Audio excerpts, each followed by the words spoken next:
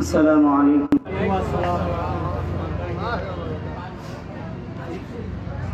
إن الحمد لله والصلاة والسلام على رسول الله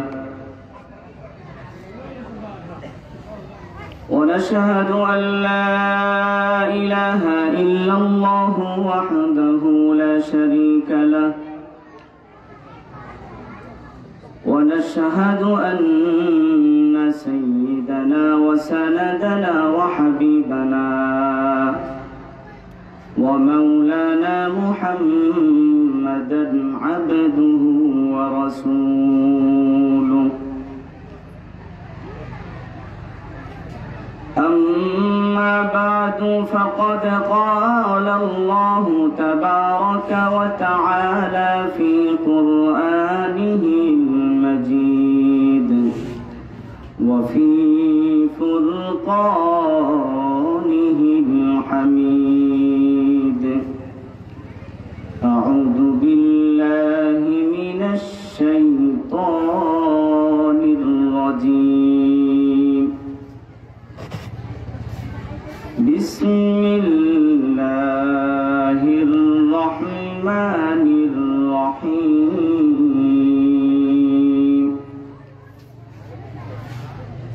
يرفع الله الذين آمنوا منكم والذين أوتوا العلم درجات.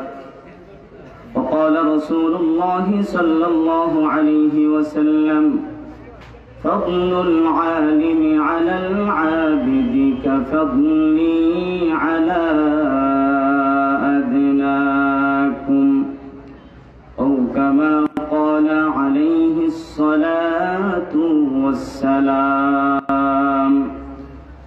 সকলে মুহাব্বতের সাথে দরুদ দিয়ে রাসূল আকরাম সাল্লাল্লাহু আলাইহি ওয়াসাল্লামের শানে দুরূদ ইব্রাহিম পড়ি। আল্লাহুম্মা সাল্লি আলা মুহাম্মাদিন ওয়া আলা আলি মুহাম্মাদ কামা সাল্লাইতা আলা ইব্রাহিম ওয়া আলা আলি ইব্রাহিম ইন্নাকা হামিদুম মাজিদ।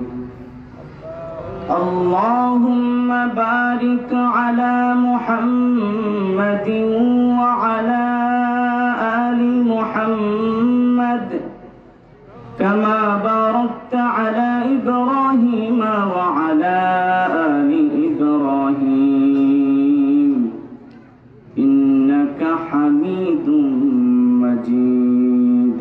بلغ العلا بكماله كشف الدجى بجماله حسنت جميع خصاله صلوا عليه وآله. محمد نے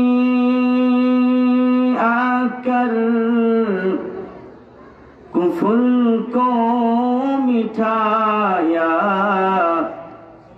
कुफर को मिठा कर सदाकत बताया। बलगल उला बिकमालिही कशफत दुजा बिजमालिही हसनत जमीउ खिसालिही सल्लू अलैहि व आलिही। اللهم صل وسلم وبارك عليه।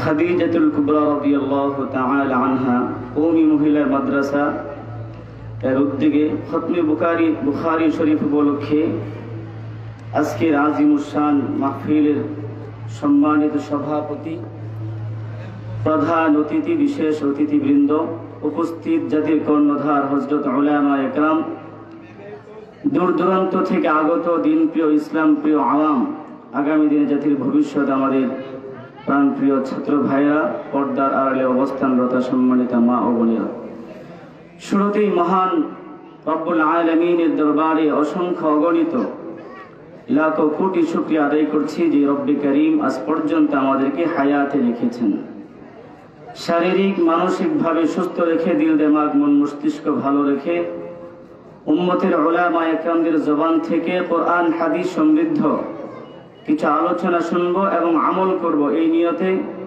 জান্নাতি বাগানে সকিনা নাজিল হওয়ার মাহফিলে একত্রিত হওয়ার আশার বসার তৌফিক দান করেছেন। সেজন্য সকলে দিল থেকে আওয়াজ দিয়ে জবান খুলে উচ্চ কণ্ঠে একবার পড়ি আলহামদুলিল্লাহ, আলহামদুলিল্লাহ। প্রিয় হাজিরিন, আজকের আয়োজনটি মূলত একটি বিষয়কে কেন্দ্র করে খতমে বুখারী উপলক্ষে।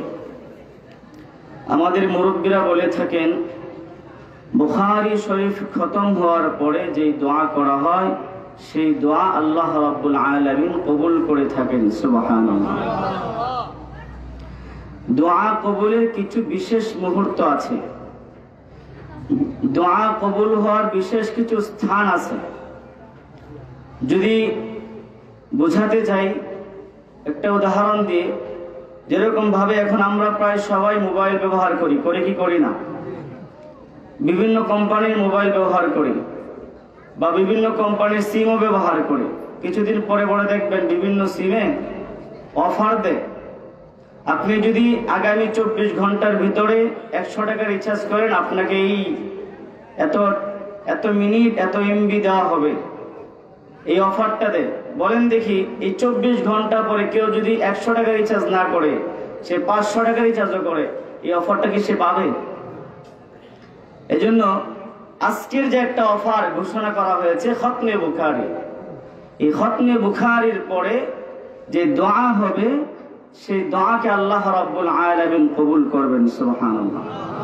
বলেন, আমরা যারা এখানে উপস্থিত আছি, কে কত ধরনের কত রকমের সমস্যায় ভুগতেছি, এটা আল্লাহ তাআলাই ভালো জানেন আর আমরাই ভালো জানি।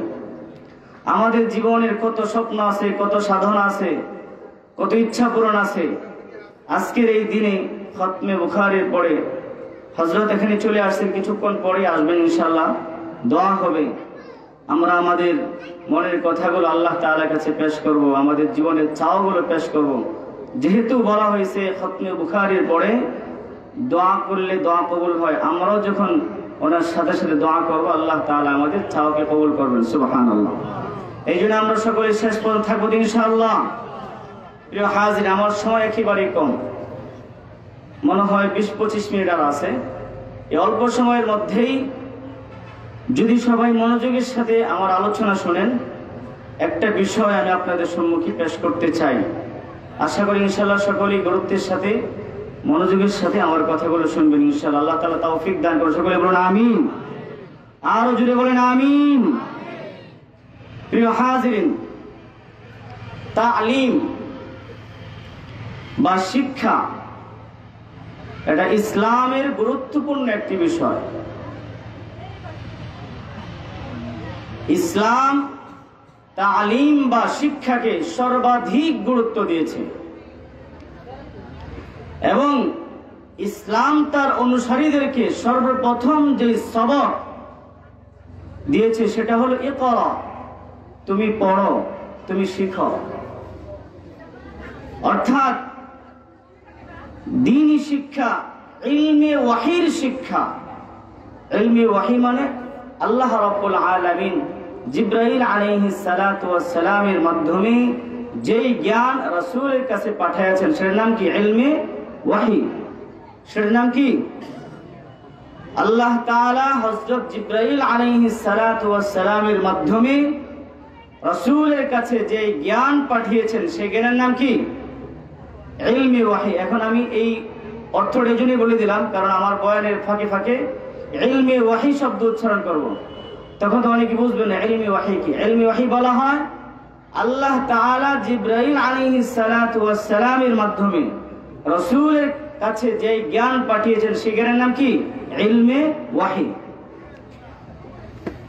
ইলমে ওয়াহির জ্ঞান ছাড়া কোনো মানুষ ইসলামকে সঠিকভাবে অনুধাবন করতে পারবে, বলেন ইসলামের সমালোচনা কারা করে? যারা ইসলাম সম্পর্কে জানে।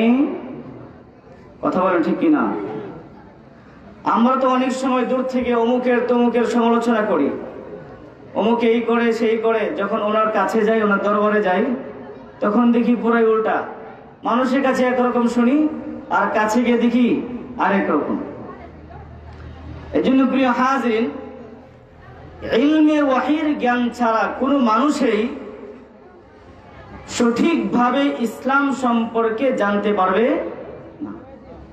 সাথে সাথে আল্লাহ রাব্বুল আলামিন আমাদের উপর যে বিধানগুলো ফরজ করেছেন, ওয়াজিব করেছেন, এবং আমাদের কাছে যে আমলগুলো সুন্নত মুস্তাহাব, এইগুলো ইলমে ওয়াহি অর্থাৎ দ্বীনি জ্ঞান ছাড়া সঠিকভাবে করাও সম্ভব।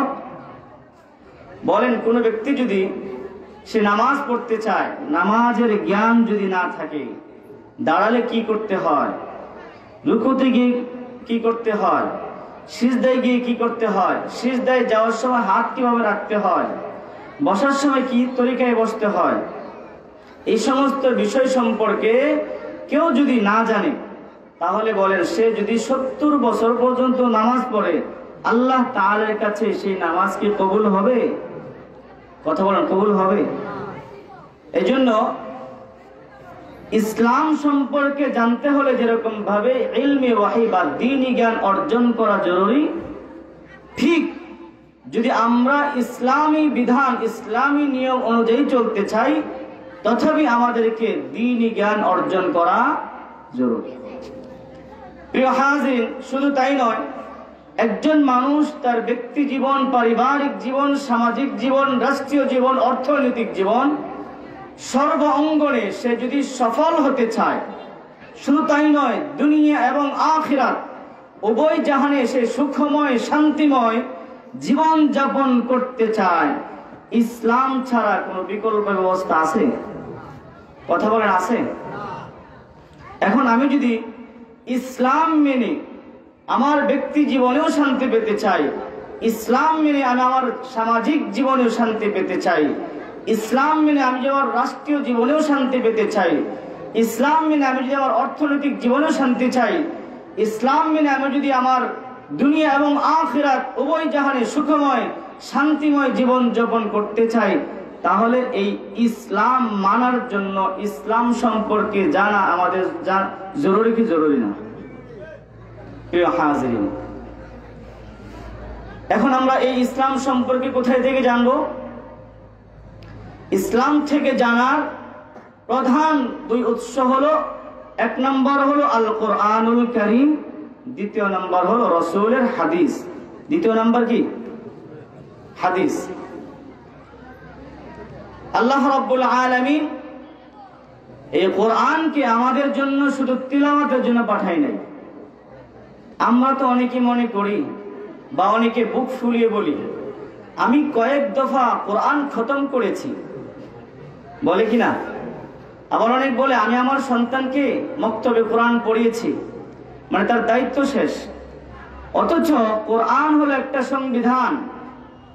একজন মুসলমান, একজন ইমানদার, সে তার জীবন কিভাবে পরিচালনা করবে, তার বিধিনিষেধ, সে কিভাবে তার জীবনকে পরিচালনা করবে, সেটাই হলো কি? কোরআন।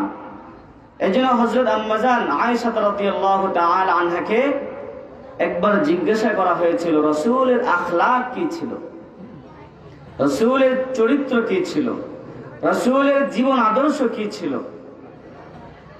আম্মা জান আয়েশা রাদিয়াল্লাহু তাআলা আনহা উত্তর দিলেন, কানা খুলুকুহু আল কুরআন। রাসূলের আখলাক ছিল, রাসূলের জীবন আদর্শ ছিল আল কুরআনুল কারীম। সুবহানাল্লাহ। এখন প্রিয় হাজির, কোন মানুষ যদি সে রাসূলকে অনুসরণ করতে চায়, রাসূলের মডেল, রাসূলকে সে মডেল বানিয়ে চলতে চায়, রাসূলকে তার জীবনের প্রতিটি ক্ষেত্রে আদর্শ বানিয়ে চলতে চায়, তাহলে কোরআন তেলাওয়াত সহ কোরআন বোঝা ছাড়া সে কি রাসূলকে অনুসরণ অনুকরণ করতে পারবে? কারণ আম্মা জান আয়েশা রাদিয়াল্লাহু তাআলা আনহা বলেছেন, রাসূলের জীবন আদর্শ ছিল কোরআনুল কারীম। সুতরাং কোন ব্যক্তি যদি কোরআনুল কারীমকে তার জীবনে ধারণ করে তাহলে রাসূলের আদর্শকে সে কি করলো? জীবনে ধারণ করলো। তাহলে ইলমে ওয়াহি, দ্বীনি জ্ঞান অর্জন করার প্রথম নাম্বার উৎস হলো আল কোরআনুল কারীম। দ্বিতীয় নাম্বার হলো রাসূল আকরাম সাল্লাল্লাহু আলাইহি ওয়াসাল্লামের হাদিস। আল্লাহর হাবিব সাল্লাল্লাহু আলাইহি ওয়াসাল্লাম আমাদেরকে নিশ্চিত করেছেন যে এই দুই জিনিসকে তুমি তোমার জীবনে যদি আঁকড়ে ধরো তাহলে কখনোই তুমি পথভ্রষ্ট। আল্লাহর হাবিব বলেন, তারাকতু ফীকুম আমরাইন লান তাদিল্লু মা তামাসসাকতুম বিহিমা কিতাবাল্লাহি ওয়া সুন্নাত নবীহি। আল্লাহর হাবিব সাল্লাল্লাহু আলাইহি ওয়াসাল্লাম বলেন, ও দুনিয়ার মুসলমান ইমানদার, আমি তোমাদের কাছে দুটি জিনিস রেখে এসেছি। তোমরা যদি তোমাদের জীবনে দুটি জিনিসকে আঁকড়ে ধরো কখনোই তোমরা পথভ্রষ্ট হবে না। এক নাম্বার হলো আল কোরআনুল কারীম, দ্বিতীয় নাম্বার হলো রাসূলের সুন্নাত, রাসূলের হাদিস। সুতরাং আমরা যদি এই দুইটা জিনিসকে আমাদের জীবনের জীবন চলার পাথেয় বানাই, এক নাম্বার কি? আল কোরআনুল, কথা বলেন, এক নাম্বার কি? আল কোরআনুল কারীম, দ্বিতীয় নাম্বার হলো রাসূলের হাদিস। এই দুইটা জিনিসকে আমার ব্যক্তি জীবন, পারিবারিক জীবন, সামাজিক জীবন, পুরোটা জীবনকে চলার জন্য এই দুইটি জিনিসকে আমি আমার জীবনের যদি পাথেয় বানাই, রাসূল বলেন তোমরা কখনোই লান তাদিল্লু, কখনোই তোমরা পথভ্রষ্ট হবে। এবং প্রিয় হাজিরিন, এই যে ইলমে ওয়াহি অর্জন করার প্রথম প্রধান দুই উৎস আল কোরআনুল কারীম এবং রাসূলের হাদিস, এই দুই জিনিসের মধ্যে বিন্দু পরিমাণও, চুল পরিমাণও কোনো সন্দেহ আছে? কোনো সন্দেহ? আল্লাহ রাব্বুল আলামিন কোরআনুল কারীম নাযিল করে কোরআনের একেবারে শুরুতে চ্যালেঞ্জ করেছেন, আলিফ লাম মিম যালিকাল কিতাবু লা রাইবা ফীহি হুদাল লিল মুত্তাকিন। এই কালামে জিন্দা কুরআনে হাকীম, এই কালামে জিন্দা কুরআনে হাকীম, হিকমতে ওলা ইয়াজালাস্তু কাদীম। আল্লাহ বলে আলিফ লাম মিম যালিকাল কিতাব, এটি তো এমন এক গ্রন্থ, লা রাইবা ফি, এর মধ্যে বিন্দু পরিমাণও কোনো সন্দেহ নাই। আওয়াজ দিয়ে চিৎকার মেরে বলেন সুবহানাল্লাহ। প্রিয় হাজিরিন, দুনিয়ার অনেক ডক্টর, বিজ্ঞানীরা, গবেষকরা, শিক্ষাবিদরা এই কোরআনে ভুল ধরতে এসেছে। তারা তো কোরআনে কোনো ভুল ধরতে পারে নাই, বরং কোরআনের বাঁকে বাঁকে কোরআনই তাদেরকে ভুল ধরিয়ে দিয়েছে। সুবহানাল্লাহ। এই জন্য কেউ যদি কোরআনে ভুল ধরতে চায়, কোরআনে বিন্দু পরিমাণও কোনো ভুল ধরতে পারবে না, বরং সে যখন কোরআন পড়বে, কোরআন বুঝতে চেষ্টা করবে, অটোমেটিক কোরআন বলে দিবে তোমার জীবনে এই দোষ, তোমার জীবনে এই দোষ, এই তোমার জীবনে এই দোষ। কথা বলেন ঠিক কিনা? কোরআন এমন এক গ্রন্থ, এই কোরআনের মধ্যে কোনো ভুল নাই, বরং কোরআনই তোমাকে ভুল ধরিয়ে দিবে। তোমার জীবনে এই ভুল, এই বলে, এই বলে, এই ভুল। তোমাকে এইভাবে চলার দরকার ছিল। ব্যক্তি জীবনে, সামাজিক জীবনে, রাষ্ট্রীয় জীবনে, অর্থনৈতিক জীবনে যদি সফল হতে চাও, ভালো থাকতে চাও, পারিবারিক জীবনে তুমি শান্তি পেতে চাও, তাহলে আমাকে মানো, আমার বিধানে তুমি চলো, তাহলে তুমি কি পাই যাবে? শান্তি পাই যাবে। দ্বিতীয় নাম্বার হলো হাদিসে রাসূল আকরাম সাল্লাল্লাহু আলাইহি ওয়াসাল্লাম, এর মধ্যেও কোনো সন্দেহ নাই। আল্লাহর হাবিব সাল্লাল্লাহু আলাইহি ওয়াসাল্লাম বলেন, হুয়াল্লাযী নাফসি বিয়াদিহি মা ইয়াখরুজু মিনহু ইল্লা হাক্কুন।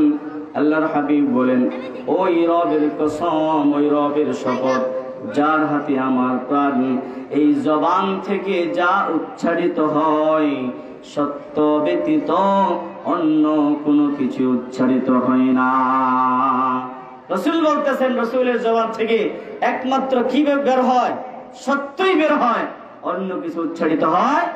তাহলে বুঝতে পারলাম আমাদের যে ইলমে ওয়াহি, ইসলাম সম্পর্কে জানা এবং ইসলামের উপর আমার জীবনকে পরিচালনার জন্য ইলমে ওয়াহি অর্থাৎ দ্বীনি জ্ঞান অর্জন করা জরুরি।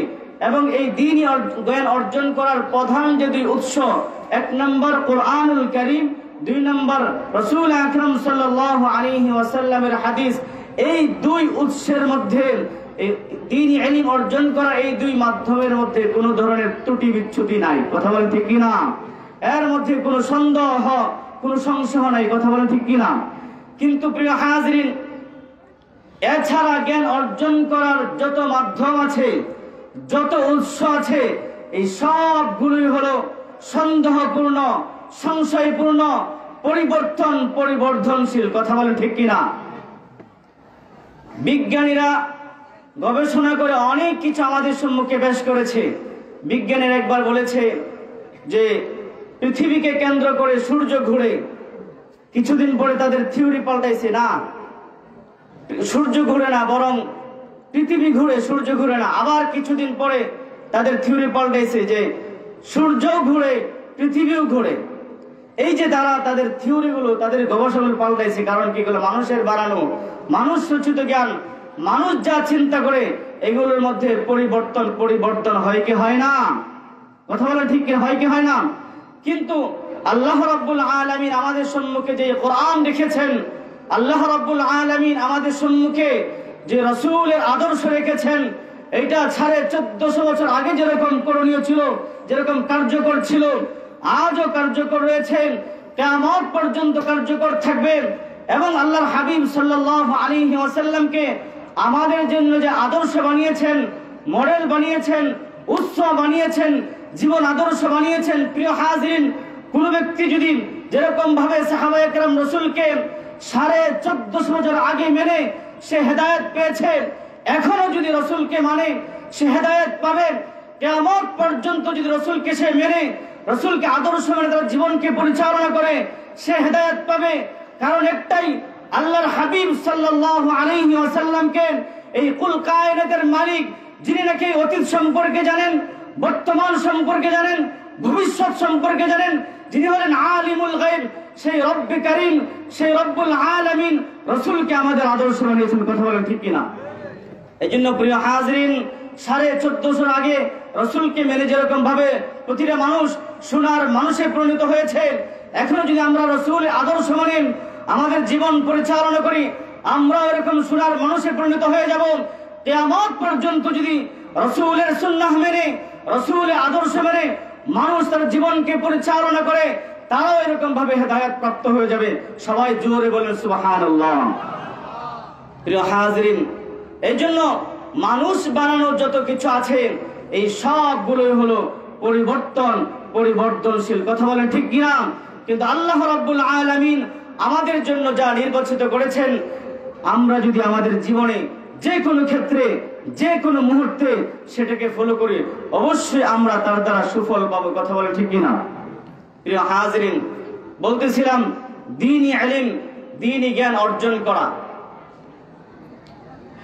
দ্বীনি ইলম আল্লাহ তাআলার কাছে কতটুকু গুরুত্বপূর্ণ, ওয়াহির ইলম, দ্বীনি জ্ঞান অর্জন করা কতটুকু গুরুত্বপূর্ণ, আমরা তো এগুলোর ব্যাপারে কোনো গুরুত্বই দিই না। আমাদের এই ব্যাপারে কোনো সচেতনতা নাই।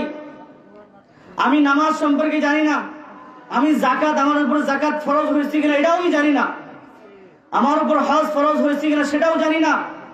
আমি বিয়ে শাদী করছি, আমার ওয়াইফের সাথে কি আচরণ করবো, রাসূলের তরিকা কি সে সম্পর্কে জানি না।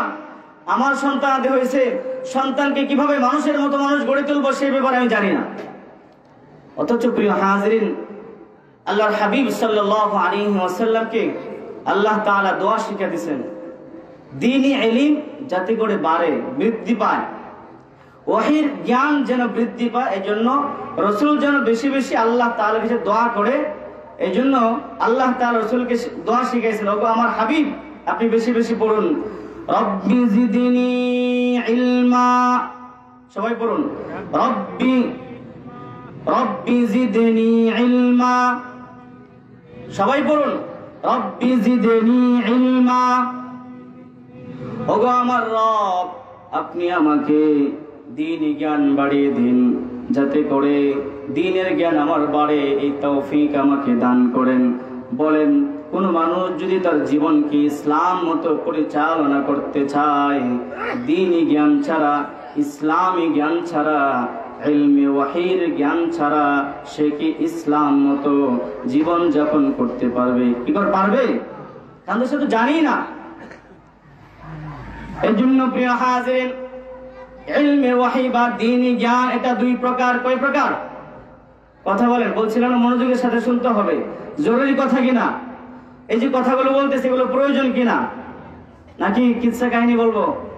সুরে সুরে তাল মিলিয়ে গজল টজল গায়ে আধা ঘন্টা খাটাই দিলাম, আপনারা কষ্ট করে বসছেন, কিছুই জানলেন না, কিছুই বুঝলেন না, কানের মজা নিয়ে কানের সাথ নিয়ে চলে গেলেন। প্রিয় হাজির, এটা আমাদের দায়িত্ব কোন একটা বিষয় আপনাদের সম্মুখে জানানো। আল্লাহর হাবিব সাল্লাল্লাহু আলাইহি ওয়াসাল্লাম ইরশাদ করেছেন, ভালো করে শুনেন। রাসূল একদিন তার প্রিয় সাহাবী হযরত আবু যর গিফারি রাদিয়াল্লাহু তাআলা আনহুকে সম্বোধন করে বলেন, হে আবু যর, কোরআনের একটি আয়াত বিশুদ্ধভাবে শিক্ষা করা 100 রাকাত নফল নামাজের চেয়ে উত্তম। সুবহানাল্লাহ। এবং ইসলামের একটা অধ্যায়, একটা বিষয় শিক্ষা করা 1000 রাকাত নফল নামাজের চেয়ে উত্তম। সুবহানাল্লাহ।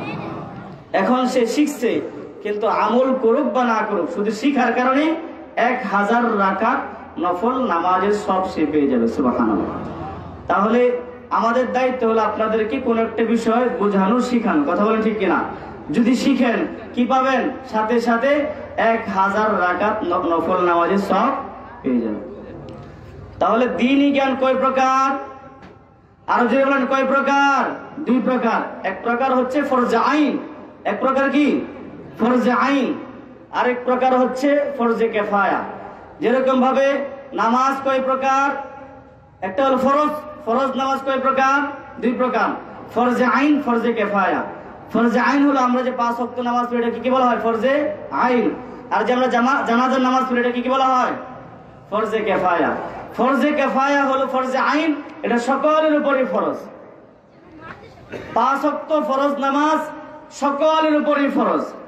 এবং এই নামাজ এত গুরুত্বপূর্ণ ইবাদত, কেউ যদি রোজাও ফরজ, কিন্তু কেউ যদি রোজা না রাখতে পারে, অসুস্থতার কারণে, শরীরসম্মত কোনো কারণে সে রাখতে পারে না, তাহলে সেই কারণে সে ফিদিয়া দিলেই তার পক্ষ থেকে রোজা আদায় হয়ে যাবে।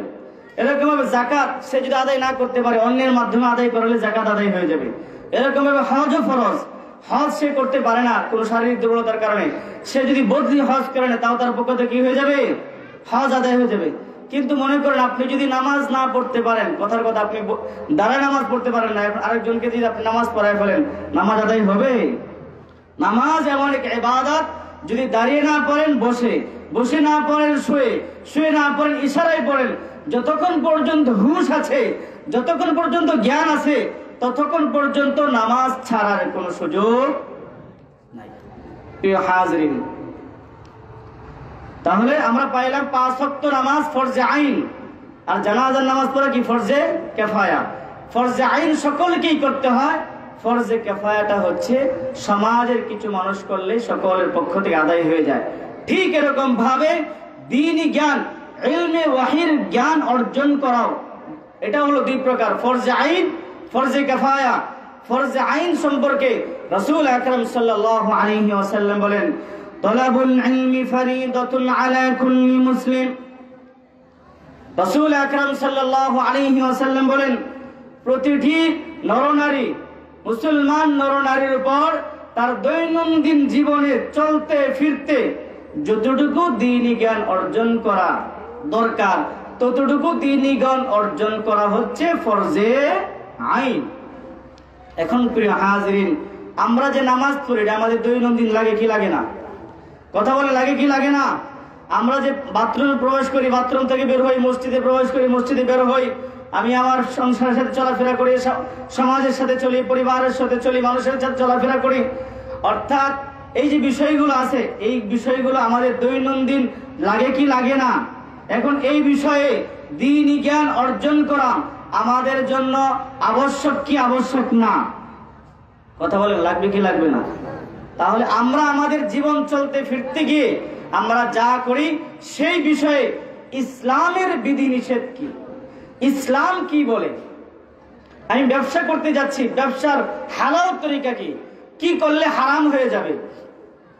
এরকম ভাবে প্রিয় হাজির, আমি টাকা লেনদেন করতেছি, কাউকে ঋণ দিছি, কিভাবে সেটা হালাল তরিকা হয়, কিভাবে হারাম হয়, সে বিষয়ে আমাদের জ্ঞান থাকা জরুরি কি জরুরি না?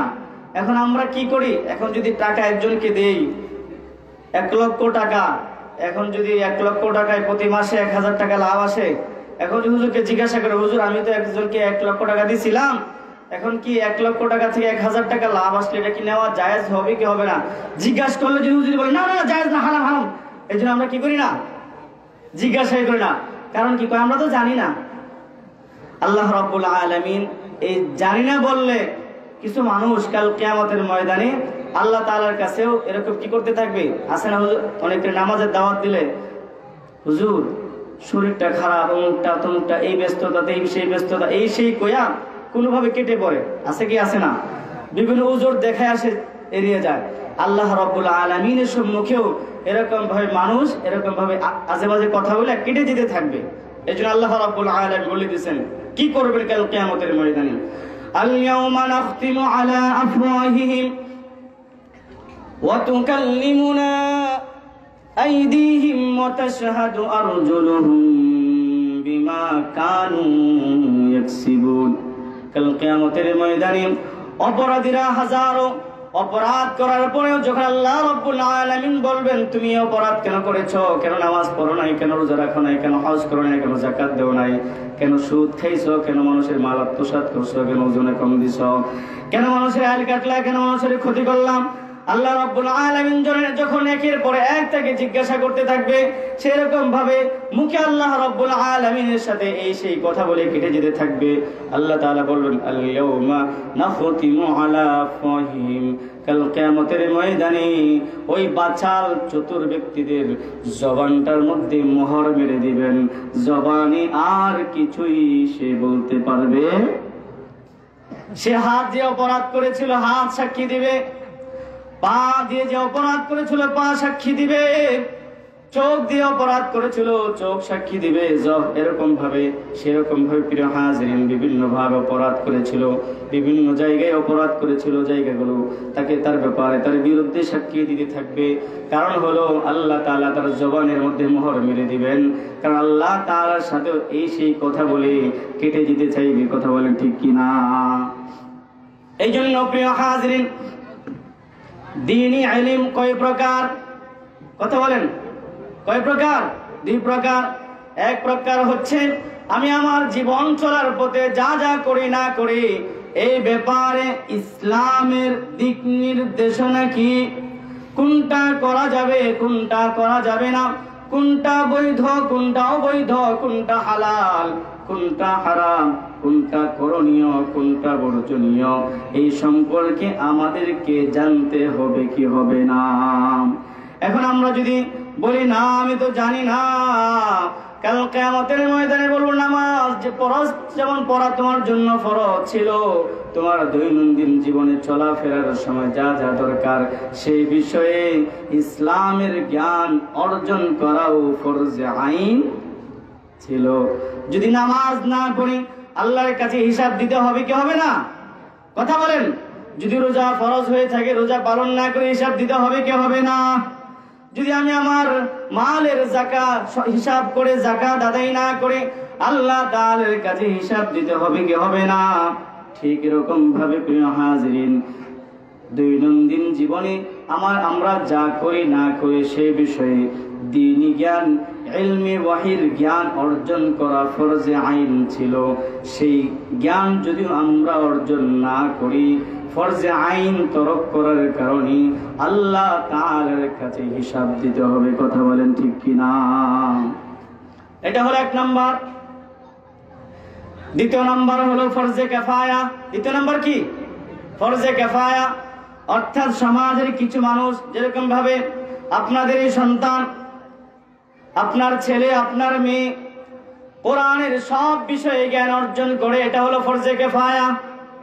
প্রিয় হাজির, যেরকম ভাবে জানাজার নামাজ সমাজের কয়েক মানুষ উপস্থিত হলে সকলের পক্ষ থেকে আদায় হয়ে যায়, ঠিক এরকম ভাবে সমাজের কয়েকজন মানুষ যদি দ্বীনের সর্ব বিষয়ে জ্ঞান অর্জন করে নেয়, সকলের উপর থেকেই সেই ফরজে কিফায়া আদায় হয়ে যায়। সুবহানাল্লাহ।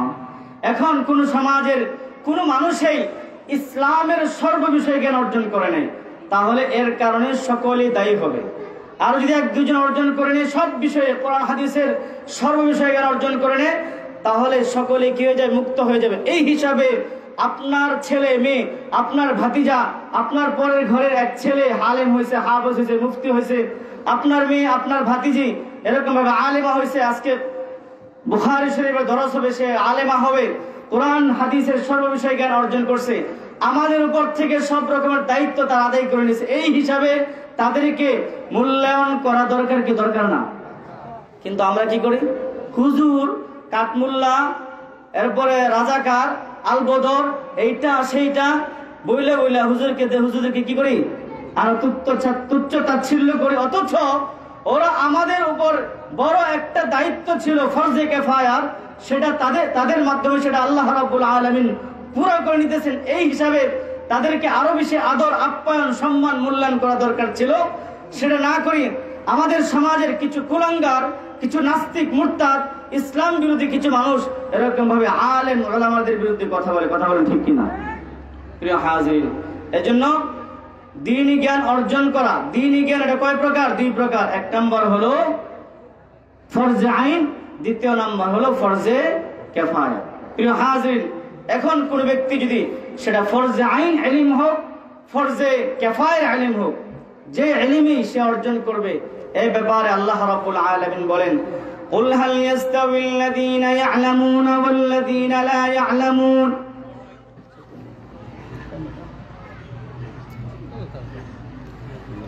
আল্লাহ রাব্বুল আলামিন বলেন, ও নবী আপনি বলে দিন, যারা জানে আর যারা জানে না তারা কখনো সমান হতে পারে না। অর্থাৎ যারা কোরআন হাদিস বিষয়ে জ্ঞান রাখে আর যারা রাখে না, তারা কখনোই সমান হতে পারে না। আল্লাহ বলেন, ইয়ারফা'আল্লাহুল্লাযীনা আমানু মিনকুম ওয়াল্লাযীনা উতুল ইলমা দারাজাত। কোন ব্যক্তি যদি তার জীবনে দুটি পথ অবলম্বন করে, এক নাম্বার হলো আল্লাহ রাব্বুল আলামিনের উপর 100% বিশ্বাস করে ঈমান আনে, সর্বাবস্থায় আল্লাহ রাব্বুল আলামিনের হুকুমকে অগ্রাধিকার দেয়। দ্বিতীয় নম্বর হলো দ্বীনি ইলম, দ্বীনি জ্ঞান অর্জন করে, আল্লাহ বলেন তাদের মর্যাদাকে আল্লাহ রাব্বুল আলামিন বৃদ্ধি করে দিবেন। সুবহানাল্লাহ। প্রিয় হাজিরিন, রাসূল আকরাম সাল্লাল্লাহু আলাইহি ওয়াসাল্লাম বলেছেন, যারা নাকি দ্বীনি জ্ঞান অর্জন করে, কোরআন পড়ে পড়ায়, তারাই হলো সমাজের মধ্যে সর্বোত্তম ব্যক্তি। খায়রুকুম মান তাআল্লামাল কুরআনা ওয়া আল্লামা। এমনি ভাবে যারা নাকি এই কোরআন পড়তে পড়তে হাফেজ কোরআন হয়ে যায়, রাসূল বলেন, মান ক্বারাআল কুরআনা ফাস্তাযহারাহু ফাআহাল্লা হালালাহু ওয়া হাররামা হারামাহু আদখালাহুল্লাহুল জান্নাহ ওয়া শাফাআহু ফি 'আশারাতিন ক্বাদ ওয়াজাবাত লাহুন নার। কোন ব্যক্তি যদি হাফেজে কোরআন হয়ে হালালকে হালাল বুঝে, হারামকে হারাম বুঝে তার জীবনকে পরিচালনা করে, প্রথমত ওই হাফেজে কোরআনের পুরস্কার হলো আল্লাহ তাআলা তাকে জান্নাত দান করবেন। জোরে সরে বলেন সুবহানাল্লাহ। বলেন দেখি আমাদের সন্তানরা জান্নাতি হোক, কে কে চায়? হাত তুলে দেখি, হাত তুলুন তো দেখি। আল্লাহ তাআলা সকলের সন্তানকে জান্নাতি হিসেবে কবুল করুন। সকলে বলুন আমিন। আর যদি বলেন আমিন। রাসূল বলেন, মান ক্বারাআল কুরআনা ফাস্তাযহারাহু ফাআহাল্লা হালালাহু ওয়া হাররামা হারামাহু আদখালাহুল্লাহুল জান্নাহ। কাহার সন্তান যদি হাফেজে কোরআন হয়ে যায় এবং কোরআনী বিধান অনুযায়ী তার জীবনকে পরিচালনা করে, আল্লাহ রাব্বুল আলামিন তার সন্তানকে জান্নাত দান করবেন। সুবহানাল্লাহ। এটা হলো সন্তানের পুরস্কার। দ্বিতীয় নাম্বার পুরস্কার হলো ওয়াশাফাহু ফি আশারাতিন কদ ওয়াজাবাত লাহুন নার। এই হাফেজ কোরআনের উসিলায় আল্লাহ তাআলা এমন 10 জন ব্যক্তিকে জান্নাত দান করবেন যাদের উপর জাহান্নামে যাওয়া ওয়াজিব হয়ে গিয়েছিল। আওয়াজ দিয়ে বলেন সুবহানাল্লাহ। তাহলে সন্তানও যাবে, মা বাবাও। সুবহানাল্লাহ বলেন, আরো জোরে বলেন সুবহানাল্লাহ। আল্লাহ তাআলা আমাদের সন্তানদেরকে হাফেজ কোরআন হিসেবে কবুল করুন, সকলে বলুন আমিন। সে ছেলে হোক মেয়ে হোক, আল্লাহকে ছেলের কথা বলছে নির্দিষ্ট করে, রাসূলকে ছেলেদের নির্দিষ্ট করে বলছে, মেয়েরাও আছে। প্রিয় হাজিরিন, ছেলেদের তুলনায় মেয়েরা দ্বীনি শিক্ষায় শিক্ষিত হওয়া অনেক বেশি জরুরি। কথা বলেন ঠিক কিনা? এই যে আমাদের ঘরে আমাদের সন্তানদেরকে প্রাথমিক শিক্ষাগুলো বাবারা দেয় না মায়েরা দেয়? যে বলেন বাবারা দেয় না মায়েরা দেয়? এখন মায়েরা যদি দ্বীনি শিক্ষায় শিক্ষিত হয় তাহলে আমাদের সন্তানরাও দ্বীনি শিক্ষায় কি হবে? আর জোরে কি হবে? দ্বীনি শিক্ষায় শিক্ষিত হবে।